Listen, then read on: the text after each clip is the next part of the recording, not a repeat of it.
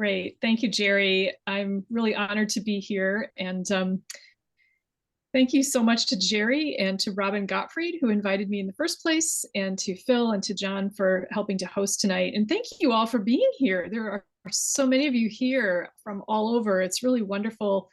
I hope you've been a part of this very well curated series that Deep Green Faith has been doing. I'm really honored to be a part of it and to be with you tonight. So I'm going to, as Jerry said, talk for a little while, and then I'm hoping that Jerry and John and Phil might respond a little bit, and then that'll give you a chance to think about your questions and responses too.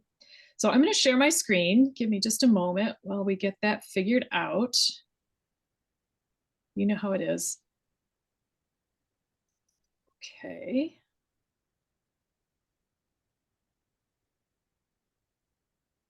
And we'll start the show here. Okay.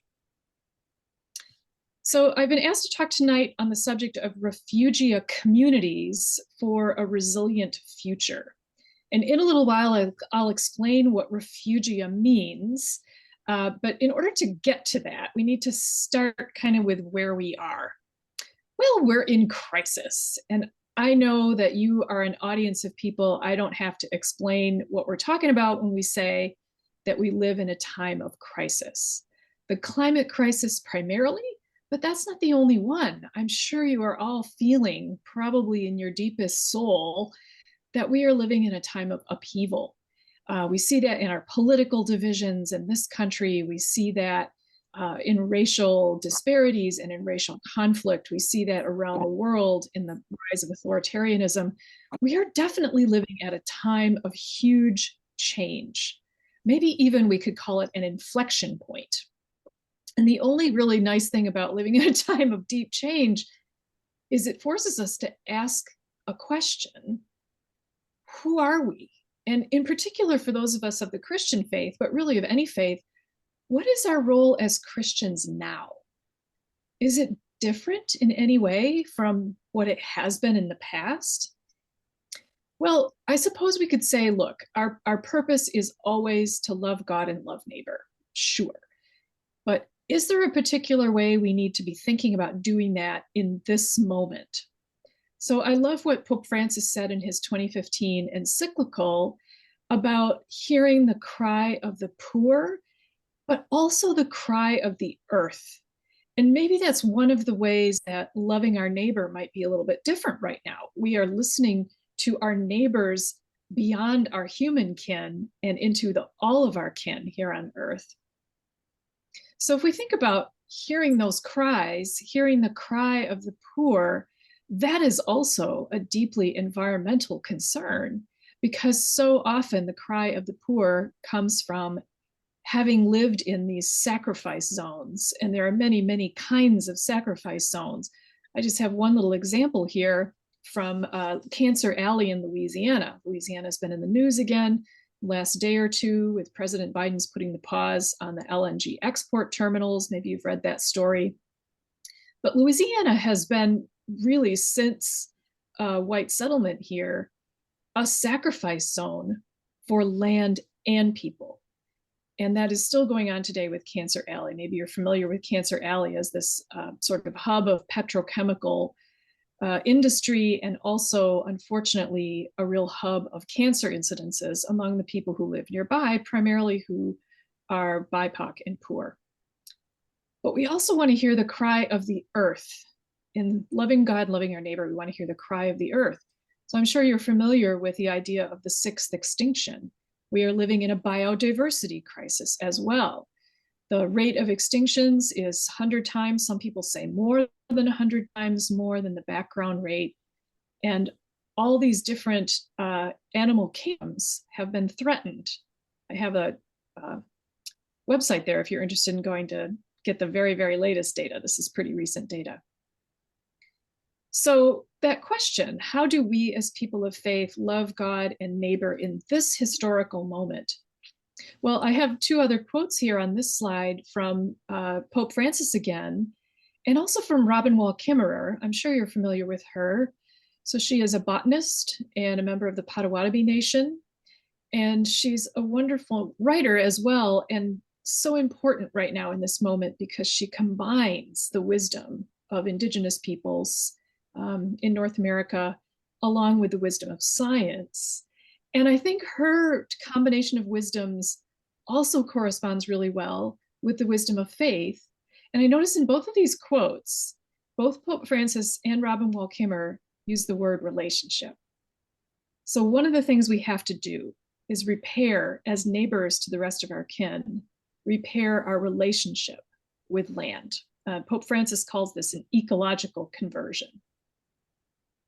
So those of you who are on this call, I've been told that many of you are faith leaders in some way. You're already on the front lines of climate work.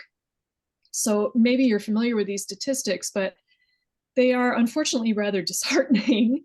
Maybe not surprising, but somewhat disheartening.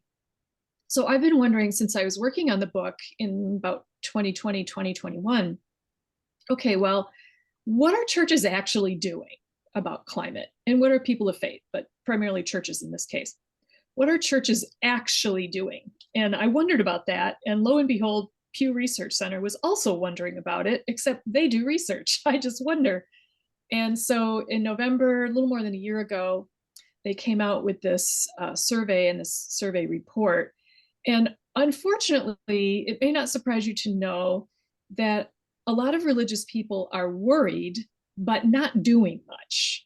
And so they ask some kind of interesting, kind of fine-grained questions about what churches and people are doing. And unfortunately, the conclusion that was that religion, generally speaking, tends to get in the way of taking climate change seriously or engaging in anything more than just very personal actions like recycling. This particular number, that second bullet point there, this particular statistic just has stuck in my craw, which is that only 8% of all Americans are both highly religious and very concerned about climate change.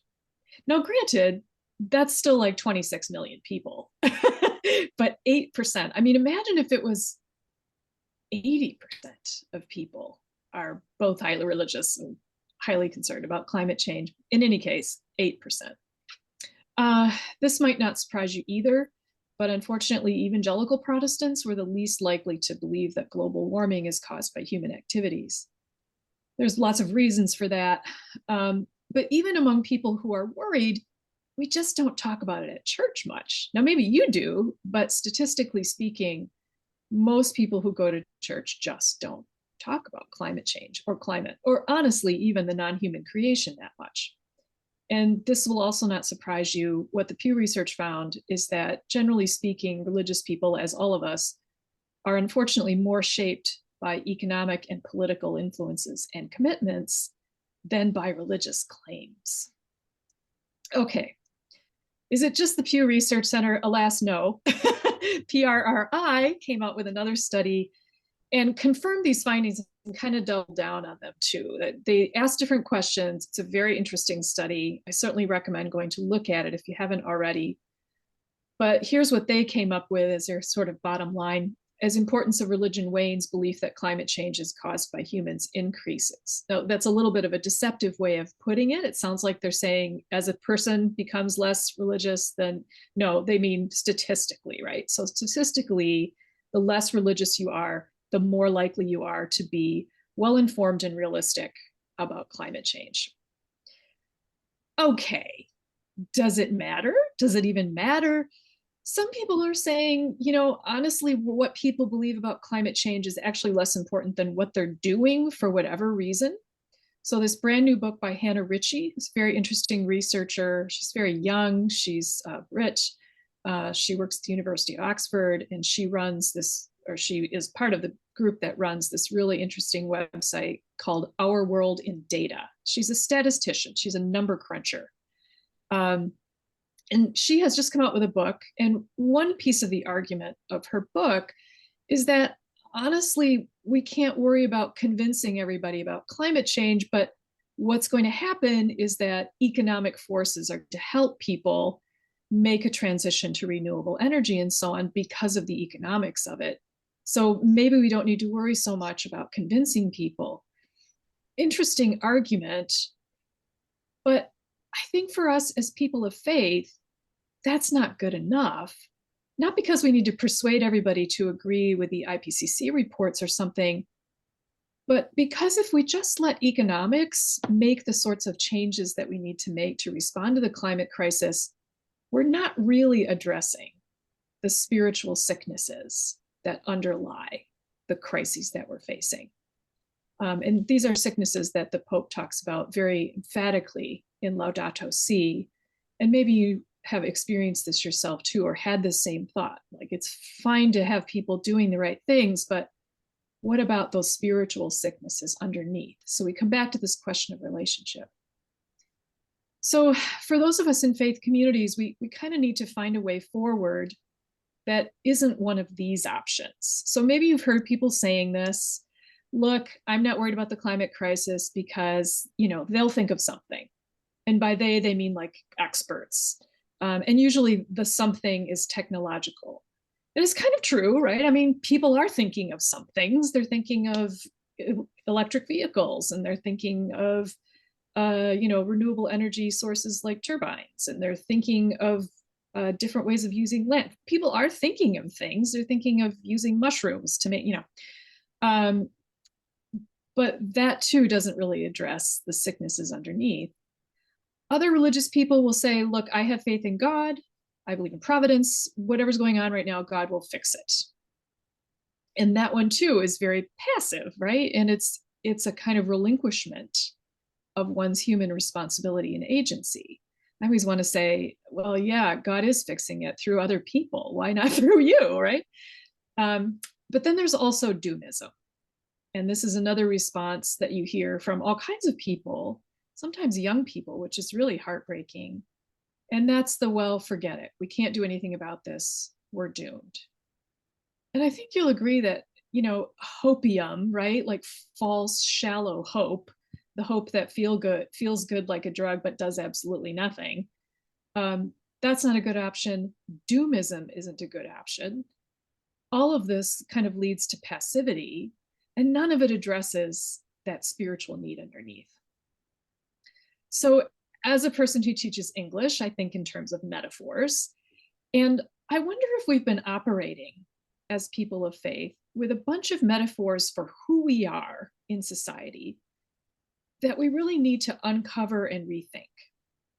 So some of the metaphors you see sort of articulated out there, sometimes you'll see people saying, well, look, the world is a terrible place. We religious people just need to stick together, find a bunker, hide, not get involved with all the wickedness, etc. This is an impulse that religious people have always responded with in times of great upheaval and crisis. Sometimes people say, look, we're just trying to keep the institution going. And, day to day, there's a lot of pressure just to kind of preserve the institutions. Or you see people talking about how they're warriors in these culture wars, or victims of the culture wars, sometimes both at once, right? Or sometimes we talk about ourselves as witnesses, but what are we witnesses to? Hospice chaplains, look, the institutions are dying. We're just kind of, sometimes you feel like that on a given day. Or museum curators, right? This is a tradition we're trying to just preserve. So all of these metaphors are kind of operative. But once again, these all lead to a kind of, if not inaction, then a sort of puzzlement about how to deal with climate change as religious people. So I've been thinking about an alternative metaphor, and this is what came to me in ways that I'll describe to you in just a minute. But my suggestion is, what if we imagine ourselves as people of faith with a new metaphor? What if we imagine ourselves as people of refugia? So I'm going to explain what refugia are. And the best way to start is to start with the example from Kathleen Dean Moore's beautiful book, Great Tide Rising. And this is where I first learned about refugia. I'd never heard of the word before, but in 4 pages in the middle of this book, Kathleen Dean Moore explains it. And the example she uses is Mount St. Helens, which erupted in 1980. And after the eruption, it was a moonscape. It was an extremely violent eruption. Ash spewed all over the place. It blew down the trees on the mountain, just literally blew them down. And biologists and ecologists looked at the results of this eruption and said, this mountain is not going to green up for generations. We're just looking at a moonscape now for a long time. But actually, 25 years later, it was covered with green. Saplings, trees were starting to grow back. Everything was kind of starting to come back. And it happened so quickly. And as people went up there and researched why, they realized even under that death ash, that layer of ash, were these tiny little pockets where life survived. Maybe it was under a log that was just protected. Maybe it was just on the other side of a rock or something. But there were plants and creatures and fungus that all survived in these little pockets, and those are called refugia. And this is not a new word in biology. It actually comes from paleobiology as a kind of explanation for how anything survived the Ice Age. Well, there were these pockets. So you're seeing on the screen now the definition of refugia. This is from a paper by a biologist from 2012. Habitats that components of biodiversity retreat to, persist in, and can potentially expand from under changing environmental conditions. So they're places where life survives, but it's more than that too. They're places where those life-giving capacities rebuild, and thus they are a strategy through which nature renews itself, even in the midst of extreme disturbance.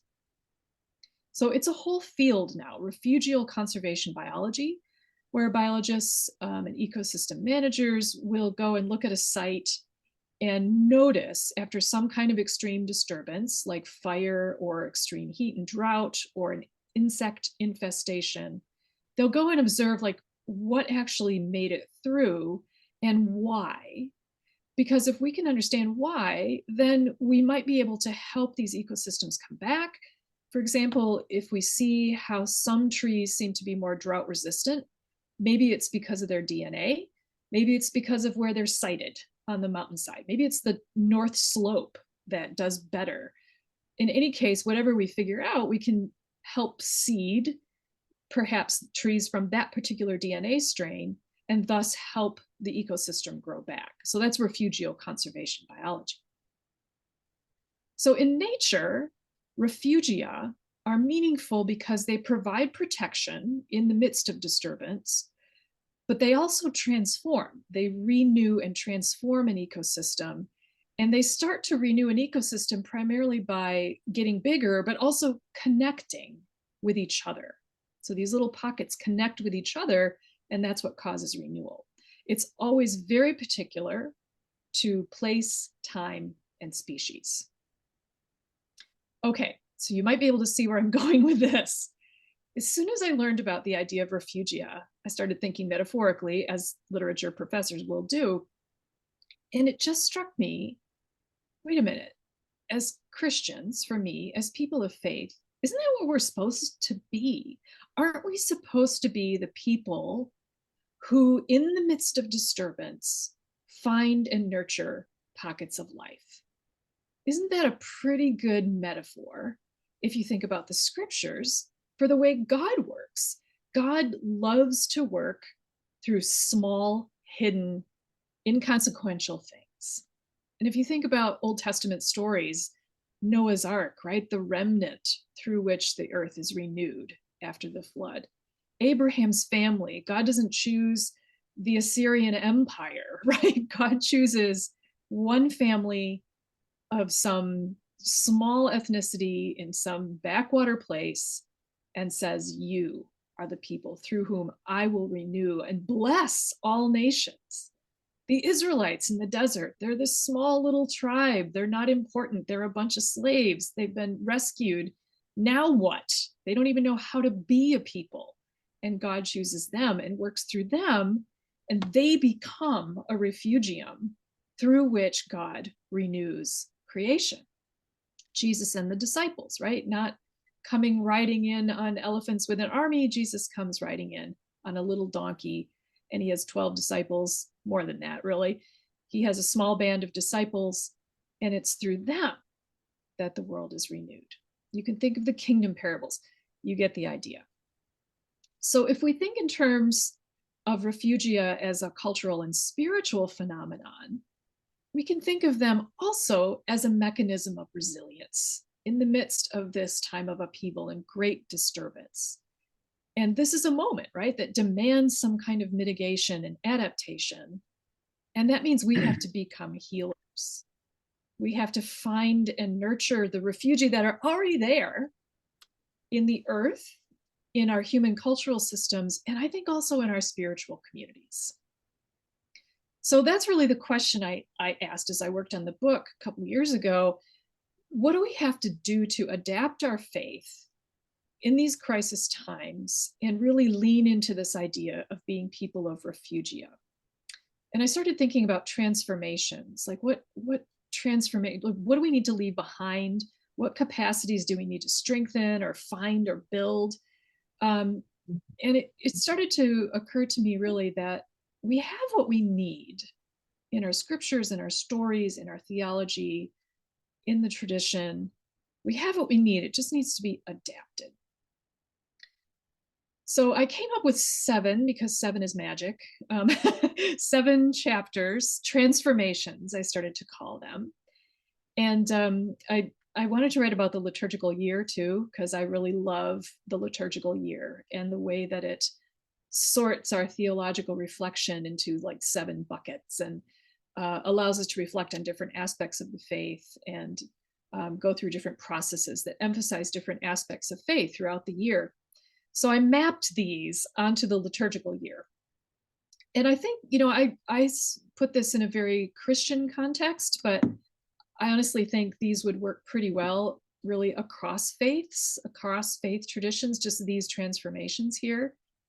So you can see them: despair to preparation, alienation to kinship, consuming to healing, avoiding to lamenting, and so on. And I'm just going to go through a couple of them just to give you an example. And then I want to reflect on some examples of how people are applying this, maybe not even conscious of being people of refugia, but just things that people are doing that are great examples of acting as people of refugia. So just a couple of examples.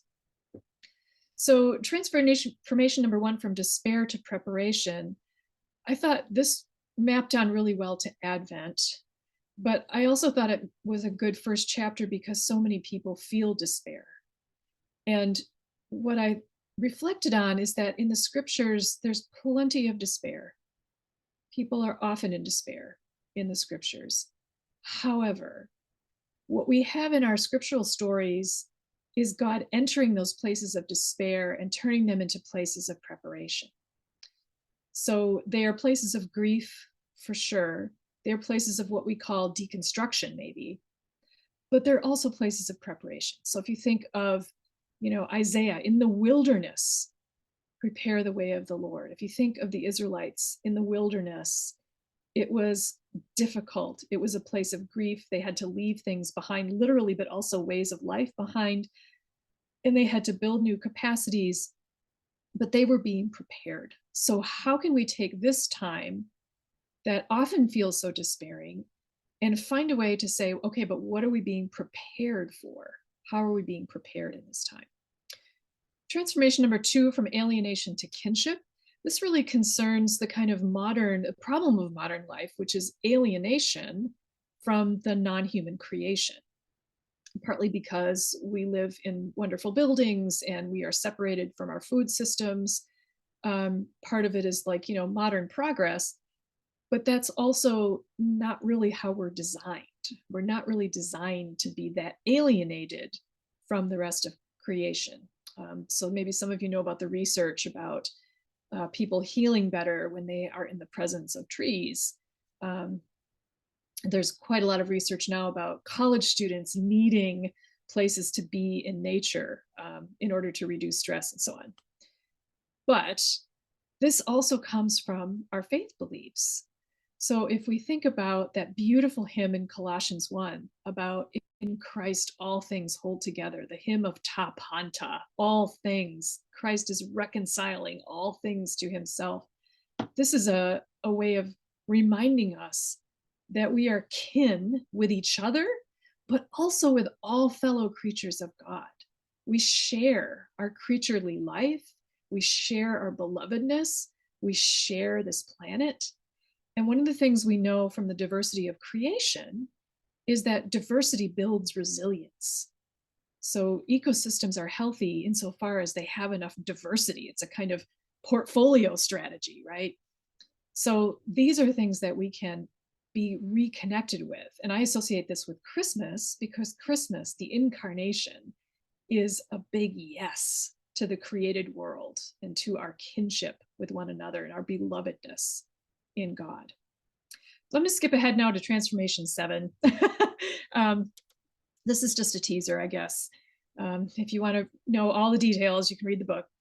But Transformation 7, from indifference to attention, I think of this one as the kinds of day-to-day religious practices, ordinary time, day-to-day religious practices that have their analogies across faiths, but that actually are exercises to make us resilient in the long haul. And these are things I think, these are treasures that we carry with us as people of faith that we need to renew and double down on as resilience strategies. So Sabbath, gratitude, the sacraments, attentiveness, the kind of attentiveness that we cultivate through mindfulness and prayer, and then communal work. We have practiced over the generations as people of faith, working together. So we're not always good at it, I know. So these are ordinary time practices that we can actually say, look, these are our gifts. These are our transferable skills for times of crisis. Okay, so let's reflect on this just a minute. So if we think about refugia as this metaphor, and we're trying to put it in a cultural and spiritual context, we can make some observations. For one, refugia are not just shelters or bunkers. They have permeable membranes. Yes, they're relatively buffered from the surrounding crisis. They provide some protection, but the whole point of them is that they're places of growth and rebuilding, of healthy capacities. They tend to be very humble. I think they need to be honest places if they're going to be cultural and spiritual refugia. They're very particular, and they're life-giving. They can grow and spread and connect. So here's a couple examples. And one is congregational kind of, and one is not, because I think we have to think of both congregations and other faith communities. So this one, Plaster Creek Stewards, is actually associated with my university, which is a religious university. So I think of us as a faith community. And Plaster Creek Stewards is a community partnership through which a bunch of my colleagues and a lot of volunteers and a bunch of grant money through which all of that is restoring a polluted watershed. So the Plaster Creek watershed, highly polluted by industry. And my colleagues and a lot of volunteers are slowly revitalizing this watershed, cleaning it, teaching people, working with partners in the community. So it's not just ecosystem restoration, although that's an important part of it. It's also community relationships. It's a kind of reconciliation ecology. This is what my colleagues call it, reconciliation ecology. So we're repairing the social relationships that created this problem, as well as the literal ecosystem restoration. So it's education, it's research, lots of students are involved. So that's an example of like literal refugia, creating literal refugia for Plaster Creek in the watershed, but also cultural and spiritual refugia at the very same time. Here's another example. This is Reverend Dr. Heber Brown in Maryland. And this project started with his congregation. He noticed that he was visiting people in the hospital all the time that had diet-related diseases.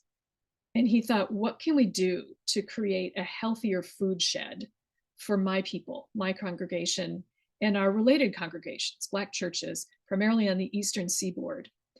And so one thing has kind of led to another. It's a great story of refugia growing and spreading and connecting. So it started with a community garden at his church, and then it started to become a sort of garden market at the church, and then other churches got involved, and next thing you know, they were finding this farmer network of Black farmers on the Eastern Seaboard, and then it became a kind of CSA system. It's a wonderful story, but it's a great example of starting small and letting it grow with life-giving capacities. So you might be wondering about scale. I'm talking about small little pockets of life, big deal. We've got a global crisis on our hands. But I think one of the encouraging things about Refugia is that small does not have to mean insignificant. Small actually can be leveraged for big effects. Global problems, too, are experienced locally, and those experiences are particular. If you're in Canada, you had wildfires this summer. If you're in the Southwest, you had extreme heat. So it's all climate crisis, but those effects are felt locally. So our mitigation and our adaptation has to be particular and local too. But because we can make connections in so many ways, we can create these connections among refugia that actually cause those capacities to grow. I've been thinking about this one lately, and I really hope we can talk about this in some way. When I go around and speak at churches, some people say, and I completely get this, they say, oh, look, we're already doing so many things. We really can't be doing this climate stuff too. So it becomes this kind of, issue number 23 on our list of 23 issues. And the work on it is diffuse, and people are like, look, we're already overwhelmed. I completely understand that. But I wonder if Refugia is a kind of model that's comprehensive enough so that it avoids competing with other issues and instead kind of encompasses them.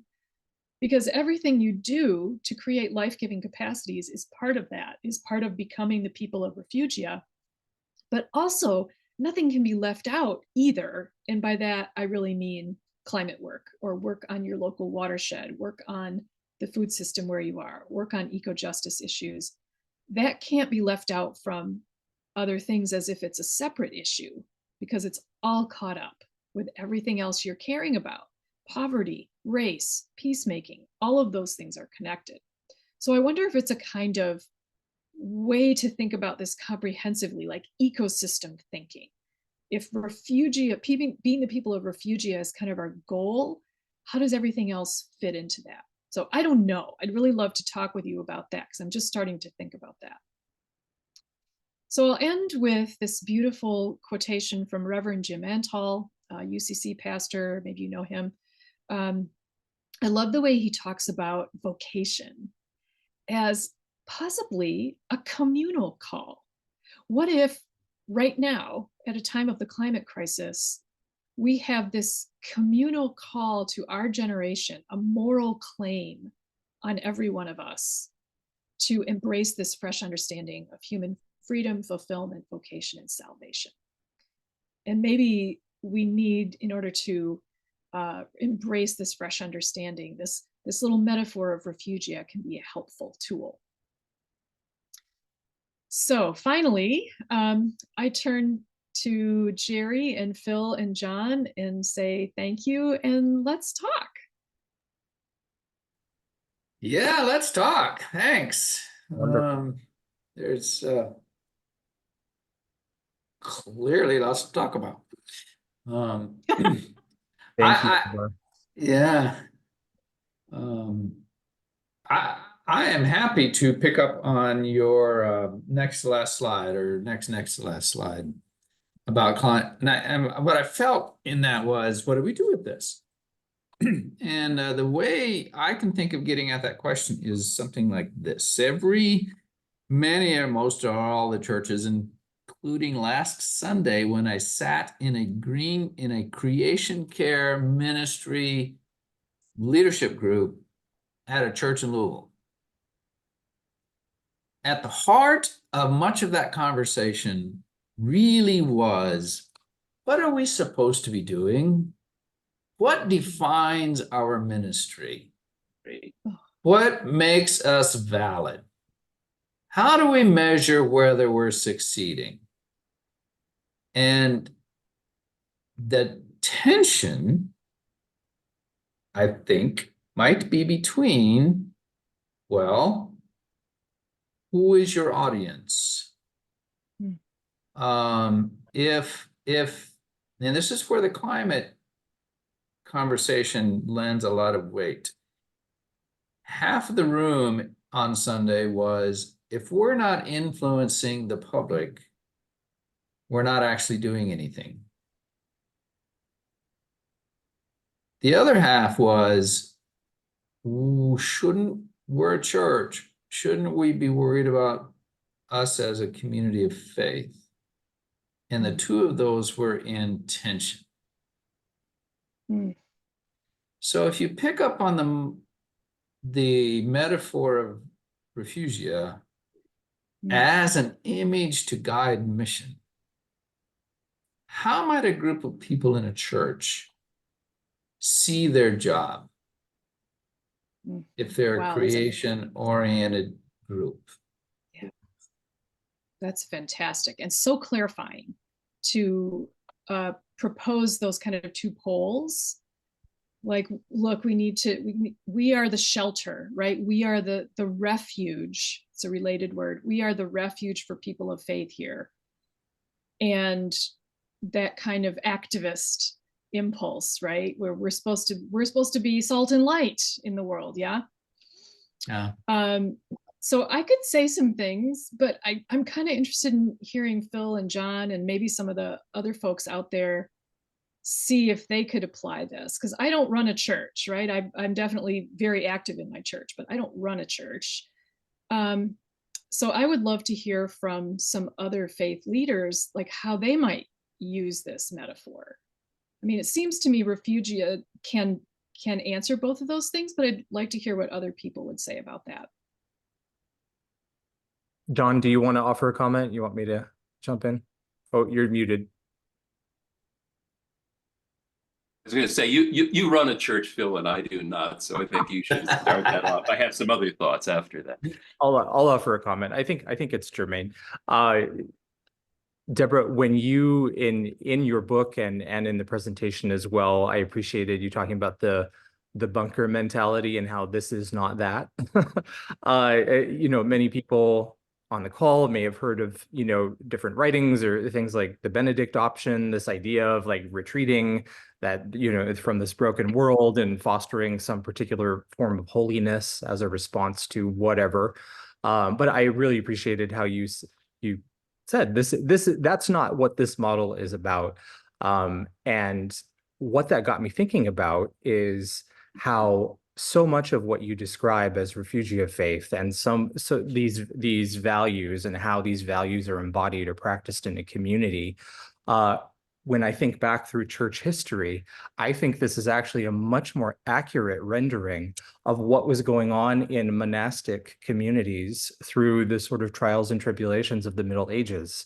And in fact, the whole like Benedict option is really sort of a myth about what monasteries and religious orders actually did. They were places of refuge, and there was crisis and turmoil around them, but I think they were communities that embodied an alternative way of being, an alternative practice, an alternative witness of how to function with a particular ecology of both spirituality and human relationship. And so one of the things that has me pondering is how we can look both to ecological models, but maybe also to some of these models in our own Christian tradition and history, to think about the ways that we can just sort of authentically integrate our sort of ecological concern and our spiritual practices and the way those rhythms overlap. And I think your book so beautifully explores that through the seasons and the biblical themes. But I have a particular love for monastic orders and the witness of those communities, but I do find them as a sort of interesting sort of real life model, even in this day and age, that many of us might look to for some ways of more fully integrating some of these ideas that you're talking about. Thank you. Yeah, I'll just respond very quickly to Phil, and thank you for that. And I think it's a very apt model. And yes, I mean, monastic communities, did have permeable membranes. They were also places of hospitality and service and healing, hospitals. So that I think is worth considering. And also, you're always thinking, I think on the refugee model, you're always thinking, what capacities are we building here? So a capacity of deep prayer, a capacity of serving the poor, right? So these are the sorts of things. Okay, let's hear from some other folks. Don, go ahead. Well, I had much the same thought as you, Phil, because in the monastic communities, some of the garden bounty would be plants, herbal plants that would assist in healing. So they were places of refugia in several respects, and of course, early Christian history in the catacombs, not simply withdrawal, but were places of flourishing. You, Deborah, have several other historical examples from the Hebrew people and so forth in your book. So I think that that historical as well as the biological analogies are helpful as we think about this. I was particularly drawn to follow up, Deborah, from another key sentence in your presentation, where you said we have what we need already, and I think that's true. The question is, who is the we? And I would interpret that in the broader Christian faith community traditions. We have what we need, but I'm not sure whether we in the collective always know what we have. That is to say, I think, in some of those discouraging statistics you gave us, that word religion is the operative word, not necessarily a particular kind of faith. So I think that we're drawn, particularly in the Center for Deep Green Faith, what kind of faith are we talking about? Because if we have not delve deep into the full riches of Christian tradition, if we've not reflected on how some of the terms you mentioned, such as Sabbath rest or sacramental practice, I quite agree with that. I'm not sure how deeply an awareness of the significance of terms like transformative capacity has seeped into our congregations as well. So, before we get too discouraged that, well, religion isn't helping, what kind of religion are we talking about?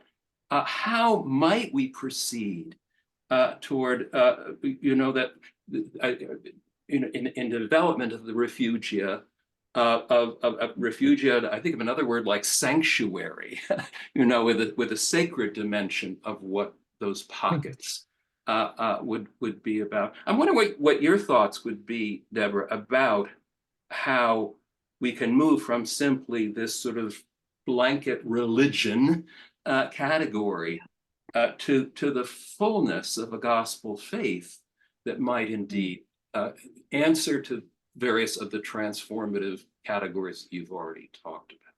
I guess that would be my big question.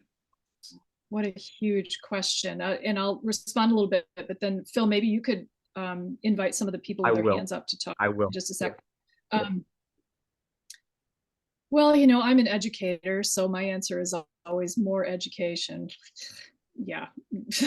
And those of you who are leading faith communities just sigh, right? No, I agree. Proceed. Right? Yes, right? more education in the church. Go ahead. Great.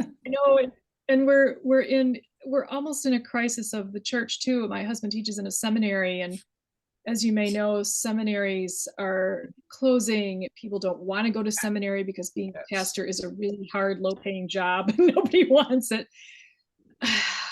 We are looking for new organizational models, I think, and I don't have the answer. Business is not going to help us because the purpose of business is very different from the purpose of faith formation. But we really are looking at a kind of failure of faith formation. Right. I don't have the answer. I do wonder if action might be almost as helpful as education. And in order to do actions, we need to do them together as people of faith, but we need to get out of our lanes. I like to say that the Plaster Creek Stewards example is a pretty good one, because it involves a lot of working with community partners who are not people of faith or who are people of different faiths. And I wonder if doing those Refugia building, whatever those might be, actions together is almost more important for us as people of faith right now than making sure we have a chancel choir next year or running our usual programs or, all the things we do, which are all good things. But I wonder if the kind of formation we need right now involves acting with people outside our congregations to do this hands-on kind of good work. I don't know. That's just a guess. So I'd love to hear what other people think about that. Yeah, can I pick Phil before you dump that on? I just want to respond to that directly because that is exactly what Deep Green's about. And this is the response I want to make to that. I think actually I agree with the call for actions, but actions without a spiritual context still gets people lost. I think because your entire book is actually an interpretation of action. You spent all those pages driving meaning into action. And it's the meaning making that matters at least as much. So I just kind of, and I call that religious education. So I just want to call that one out, and Phil, you can go from there. Let's Kevin, are you saying more people need to buy the book? I think I agree with that. Absolutely. Let's go to Kevin. Kevin's had his hand raised for a while. Thank you very much. Relative to action, I think that you're going to be able to educate people by action, because you're going to have an awful lot of people who are not going to buy your book and read it because they don't read. It's as simple as that. And I speak from a guy who has an undergraduate degree in English and literature myself. I'm a parish priest in the Ozarks, and you're not going to get an awful lot of people to read.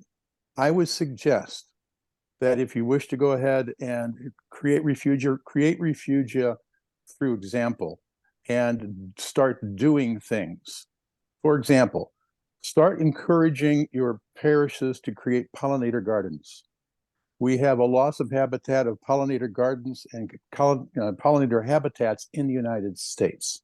If you create a pollinator garden in your parish, it's a relatively easy thing to do. It doesn't take weekly weeding or anything like that. Has anybody here heard the concept of tiny forests? Probably not. Tiny forests, okay, great. Tiny forests are actually created forests about the size of 6 parking spaces in a parking lot. It was created by the botanist Miyazaki in Japan. He's planted 1,000 of these things all across the United States. It only takes several people to go ahead and make these things, and after 6 months, they are self-sustaining. In these particular actions, you can go ahead and teach the concept of refugia, because most of your people are not going to be learning through reading a book. They're probably kinesthetic learners. There might be audio learners. They're not going to learn from books. I mean, how many of us here have given sermons? We know that people's eyes glaze over in the first 5 minutes. The third thing I'll talk to you about is this. There is more kinds of monasticism than Benedicts. There is something called the Saint Brigid option. Saint Brigid of Kildare was a time contemporary of Benedict. And when she created her monastery, she didn't create monasteries, she created villages. There were no walls. They were open. People came and went, and they learned about the Christian religion. They caught it. They weren't taught it, because they associated with people from a Christian community who made an effort to reach into the general community. So my thoughts are this, that if you really want to teach Refugia, get out of the classroom, start making pollinator gardens, start doing tiny forests, look for other opportunities where people can do this who might have limited abilities and limited finances. All of these are very, very cheap to do. And start to think about how you can stop creating your own particular type of ministry in your area, but how could you actually engage with the greater community outside of our own bubble? And that's going to be the real challenge. I am now going to get off my soapbox. Thanks, Kevin. Deborah, do you want to reply to that, or you want to take some other comments? Just big gratitude.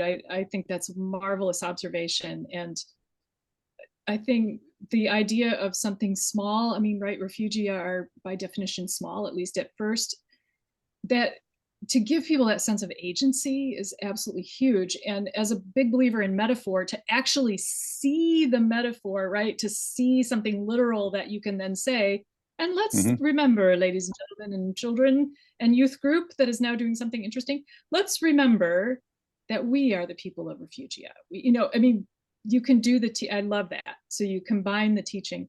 I have a friend, Jerry Koning, whose church here in Granville, Michigan is called The Refuge. I had nothing to do with that.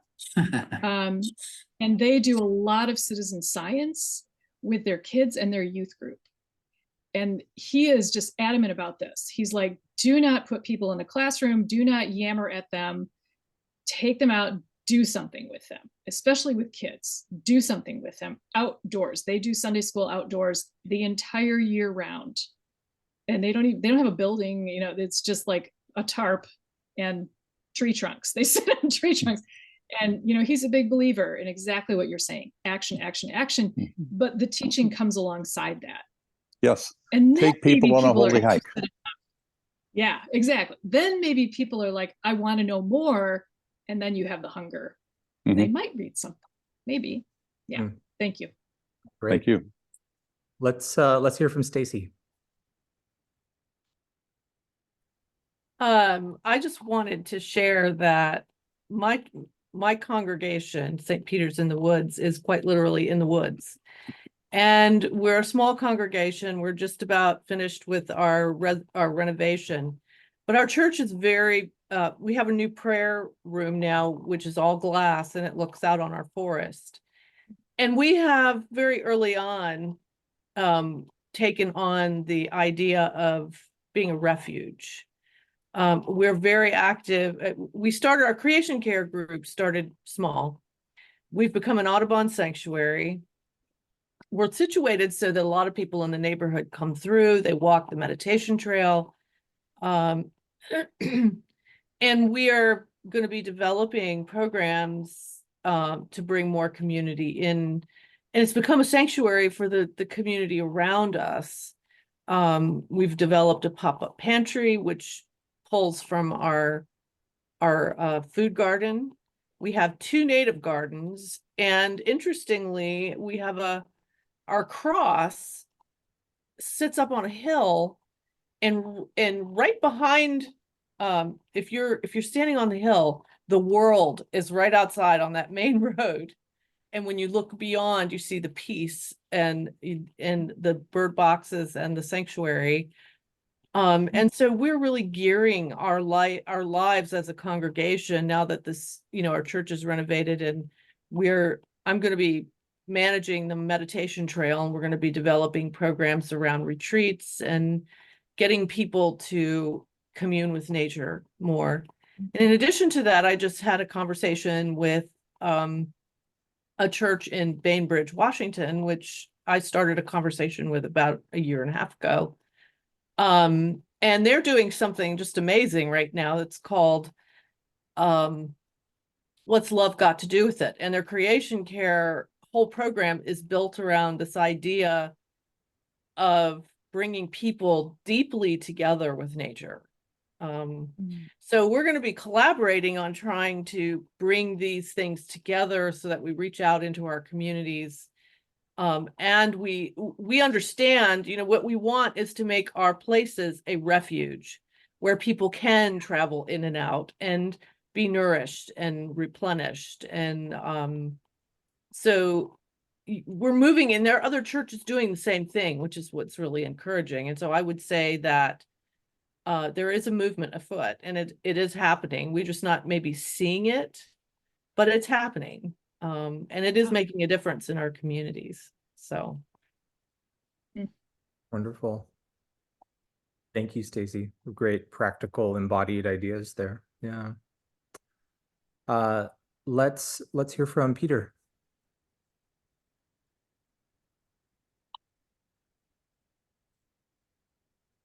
Sorry, I didn't unmute there.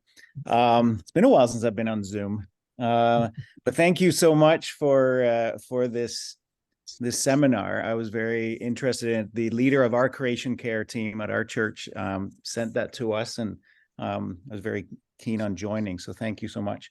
I'm a teacher. I teach high school. I have a new course coming up called Green Industries, and it is exactly what we're talking about. Is get out of the classroom, build pollinator gardens, do all kinds of things, grow food in different ways, using grow towers to using small spaces, and kind of bridging the cognitive dissonance in urban students of where our food comes from and so on. And so I'm excited about kind of framing that too in a Christian perspective. So again, thank you for the seminar. It was interesting. I was going to talk about, it was interesting that talking about some of the statistics in America, and they're probably similar in Canada. I'm near Toronto.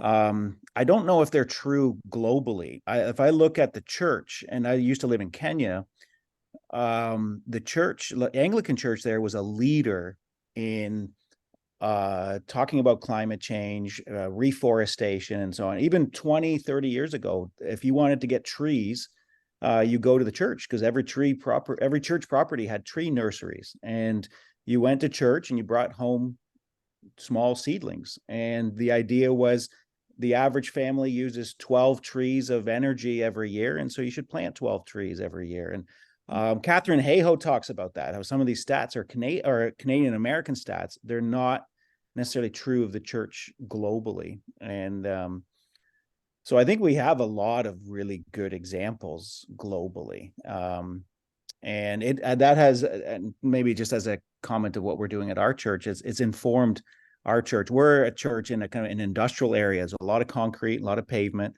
We have a swale that was basically taken over by Phragmite, and we've cleared it all up, and planting and cold stratifying our own native plants, and then redoing the swale. And I think this year especially, it's going to bounce back significantly. The insect population has increased, and which will increase the bird population. We're also getting rid of a lot of lawn and growing a lot of food, and surprising how much food we can grow on our property, and it goes to food banks, and we have plant sales. And I think the challenge for our church is, well, we have the space, but has been trying to get the leadership to pay attention that this is important. And that's after about 3 or 4 years now, they're starting to pay attention that this is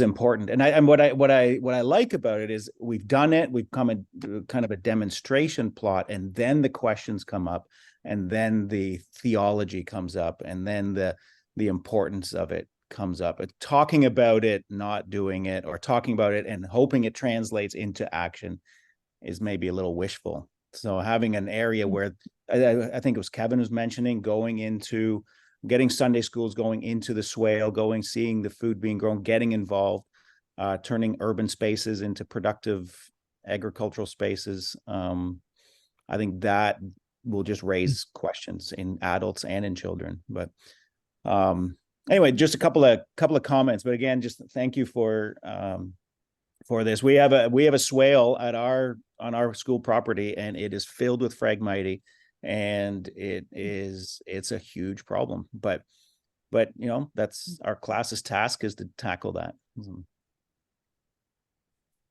Thank you, Peter.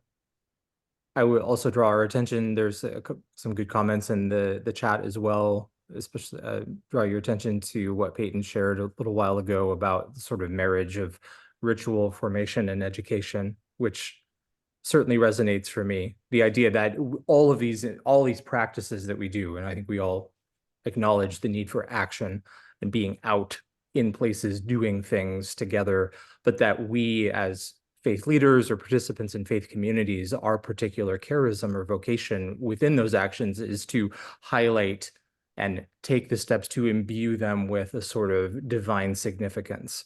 Not that we are doing that, but that we're showing the ways in which God already imbues all of these actions with divine significance. And that in some ways is our distinctive call as people of faith, alongside our siblings in more secular environmental protection efforts. So thank you. If you don't mind, if I could add to that, I mean, I think sometimes the theology is as simple as to love our neighbor. And to love our neighbor needs to eat healthy food, and our neighbor needs to breathe clean air, and our neighbor needs to drink clean water. And so that has to have an environmental call. And even, we're talking about cold stratification. If kids learn about, and people learn about cold stratification, you realize these warm temperatures we're experiencing now are a problem, because it actually could mean that certain native species do not germinate.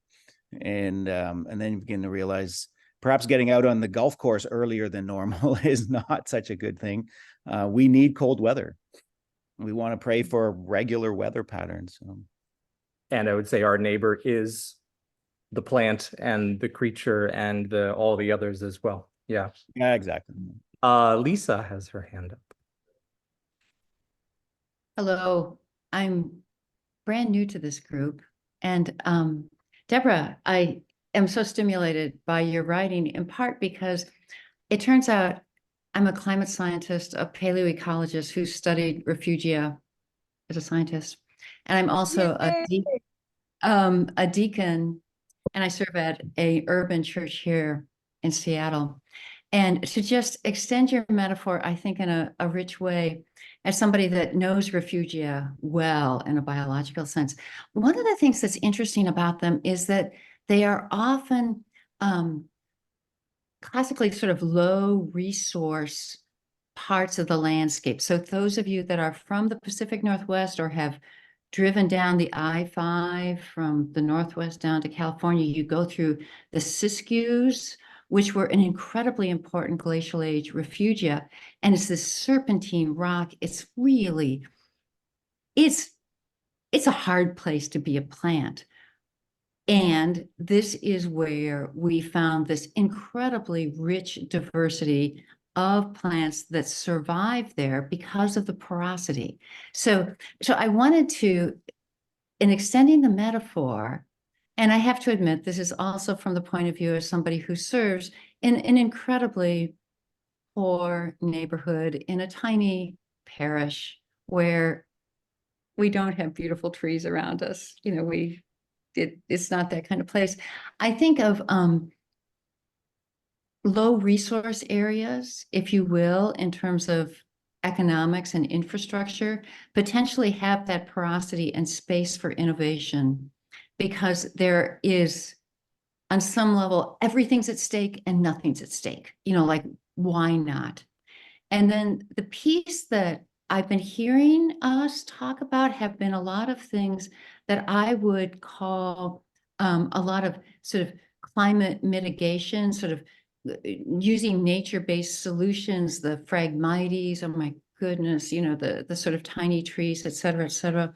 I also think there's a place in our ministries, in our regular ministries, for kind of sneaking creation care in on the side by thinking about how everything that we do that creates social cohesion in our communities is a climate adaptation. So we know that communities that survive heat waves are ones where they know where their elders are, and they know which of their elders have air conditioning and which ones don't. And, if you think about that, that is, that's not technology. That's us knowing and caring for each other.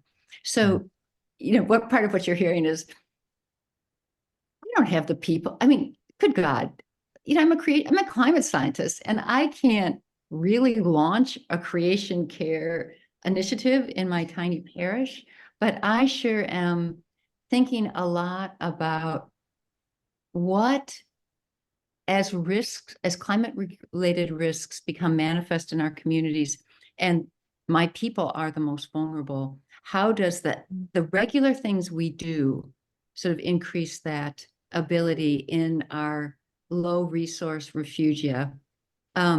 And I do think on some level, like I think of our unsheltered people and the way they build community and share resources as some models of resilience in an incredibly low resource situation that I think we can learn from.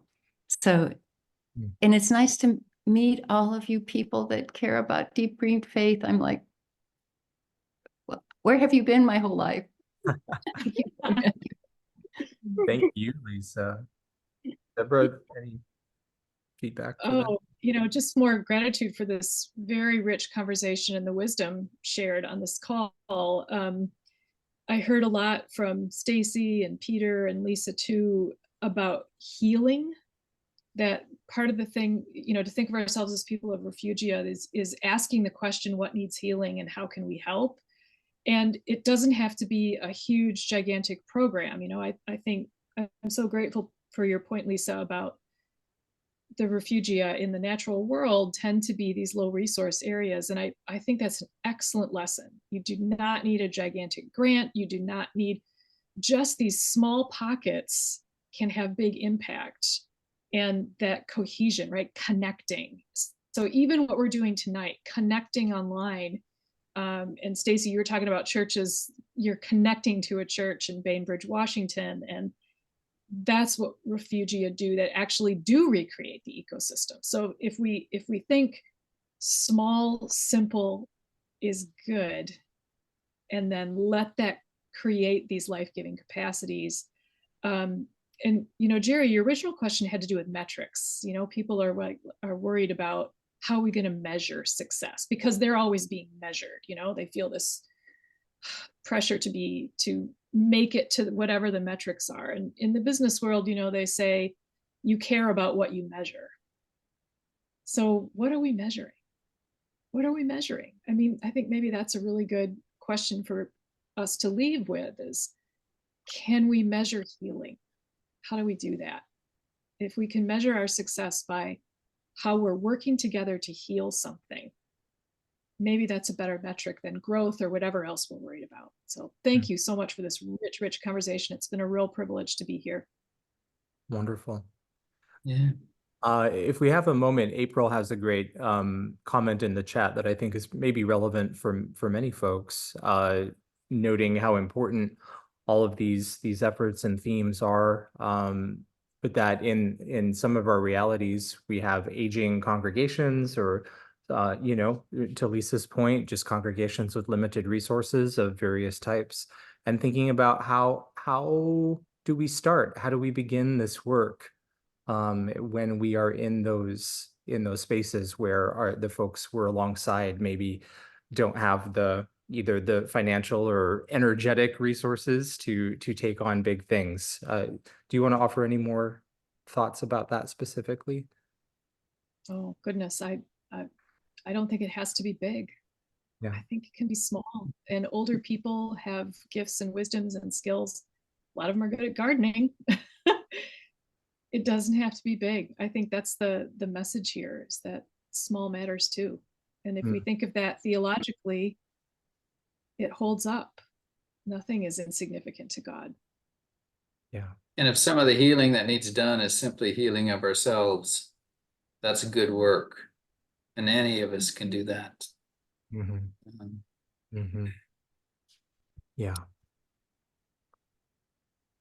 So I will also just say that, when we think about some of the work we do here at Deep Green Faith in terms of contemplation and care for creation and the ways in which we practice sort of a prayerful presence within within the totality of creation, some of those kinds of programs and practices that they're not, necessarily labor intensive or even sort of financially intensive, but figuring out ways that we can integrate just a relationship and encounter with all of creation. I think that's someone that anyone in any community can incorporate into their communal life as a starting point as well. And Peyton just posted about Peyton. He's here. He had just posted. Peyton is the director of spirituality and nature.org, They do a lot of work in contemplation and care for creation, and so do we. Anyways, so just calling those things out, I think those are all forms of refugia, actually, as well. There's just so much of it, and I mean, that's what's so fun about your book, I think, Deborah, is that when you start thinking that way, you look around and you see the green growing things everywhere, and you know, both chlorophyll and spiritual resilience. And may I mention something briefly? Sure thing. There's really nothing wrong with begging when you're looking for resources. One of the things you can discover is that a lot of state departments of conservation will actually give you a lot of the plants necessary to plant something. You don't have to pay for them at all. You'll also find that folks in departments of natural resources, departments of conservation will put you in contact with folks who can give you other types of fertilizers, compost, things of that nature, as well as tricks on how to go ahead and utilize a lot of the things out of your own house that can go ahead and put these projects together. And then there's always simply going to a lot of this local stores and the like, and asking them to donate something. I oftentimes start with big box stores. They have entire departments that do things like that in the community. So think outside the box. Thank you. That's a very good idea. Very good. Suzanne in the chat also reminded us of Bill McKibben's Third Act organization as another space to grab ideas and modeling how to live into this. Mm-hmm. Yeah. And we are approaching the hour. We try to tell ourselves not to force you all on Zoom for 90 minutes. We're getting close to that. I think the grace is calling us to have enough is enough for the hour, and give thanks for not only Deborah and all of her work, but each one of you who show up with the heart with which you show up. So the Lord bless and keep each and every one of you. Go now in peace to love and serve the Lord in all creation, to all living things. So Amen. everyone, blessing to you this evening. Thank you so Thank you much, much. Deborah. Thank you for being Excellent. Those are Thank programs. you, Thank you, Deborah. Deborah.